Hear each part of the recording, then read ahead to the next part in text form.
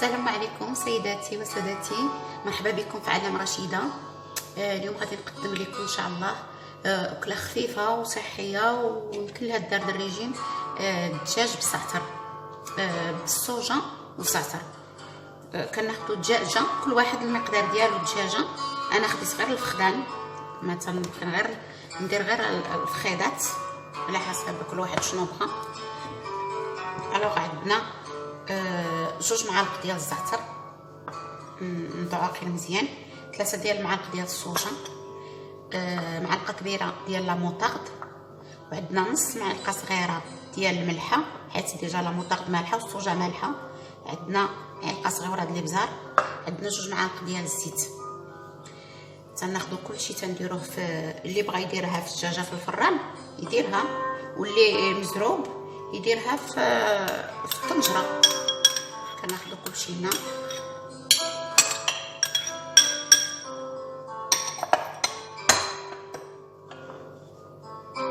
مليحه، الابزار مع المطرب.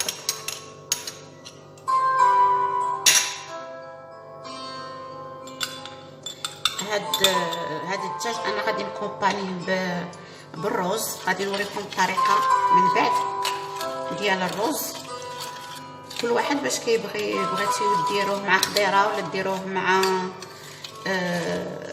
سميتو، مع كل واحد شنو بغا، مع الرز مع خضيره مسلوقه ولا صوطي ولا البطاطا في الفران، ولا كل واحد شنو بغا.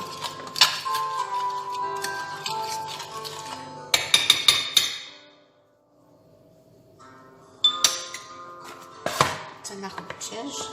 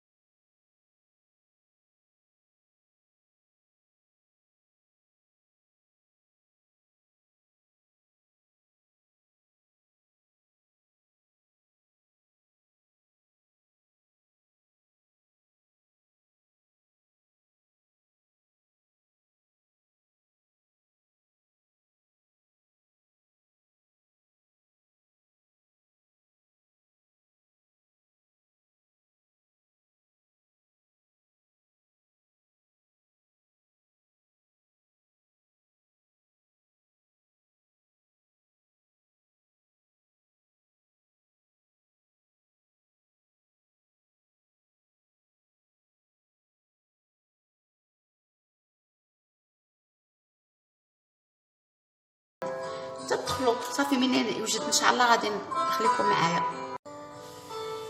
دابا غادي نصوبوا الطريقه ديال الرز. خدينا بصله شلضناها صغيره مع طموين، و3 ديال المعالق ديال الزيت، والملحه ها هي دي، معلقه ديال الملحه ونص معلقه ديال الابزار. غادي نديرهم يتشحروا تيرجعوا دوغي.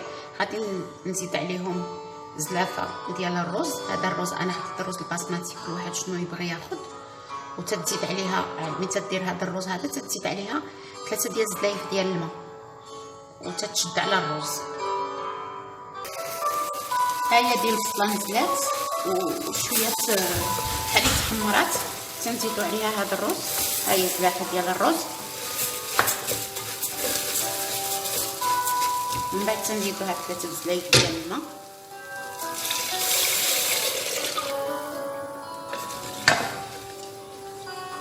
وتنشدوا عليه واحد 10 ديال الدقائق.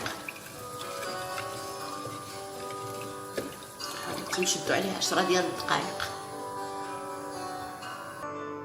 حبايبي هي هذه الطريقه النهائيه ديال الدجاج بالزعتر والصوجه مع الرز اللي وريتكم كيفاش. وانا زدت شويه ديال البطاطا في الفران، حيت الدراري الصغار كاين اللي كيبغي البطاطا في الفران، اللي عنده الوليدات الصغار يقد يزيد البطاطا حيت كاين اللي ما تيبغيش الرز. وهذه هي الطريقه النهائيه. الى عجبكم تابوناو عندي. مرحبا بكم وشكرا، كنتمنى تجربوه بالصحه والراحه.